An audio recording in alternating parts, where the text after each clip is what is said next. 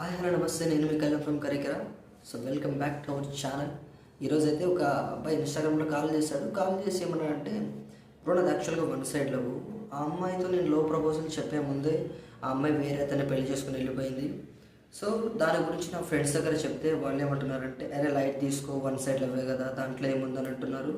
కానీ one side love అయినా సరే ప్రేమే కదా.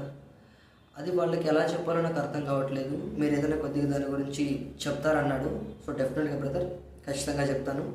సో నేనైతే ఇలా రాశాను, అతనికి చెప్పడం కోసం ఇలా రాశాను. సో అందరూ అంటుంటారు వన్ సైడ్ లవ్ వల్ల ఖర్చులు ఉండవు, కన్నీళ్ళు ఉండవు.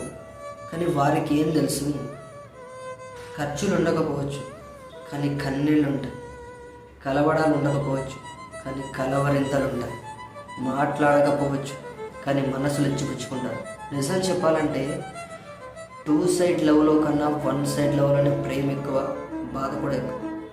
కాబట్టి వన్ సైడ్ లవ్ ఎవరైతే చేస్తారో వాళ్ళని అస్సలు తక్కువ అంచనా వేద్దండి. ఎందుకంటే అసలు దొరుకుతుందో దొరకదో తెలియని ప్రేమ కోసం ఎంత సిన్సియర్గా లవ్ చేస్తారంటే వన్ సైడ్ లవర్స్, ఇంకా లైఫ్ లాంగ్ తనే ఇతని అంటే నా ప్రపంచంలో లైఫ్ లాంగ్ తనే అన్నట్టుగా ప్రేమిస్తారు.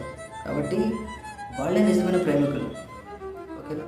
సో అలాంటి వాళ్ళని వీలైతే ఎంకరేజ్ చేయండి, కానీ వాళ్ళని డిస్కరేజ్ చేయదండి. ఎందుకంటే వాళ్ళ వల్ల వాళ్ళ ప్రేమ దొరికితే వాళ్ళు హ్యాపీగా ఫీల్ అవుతారు.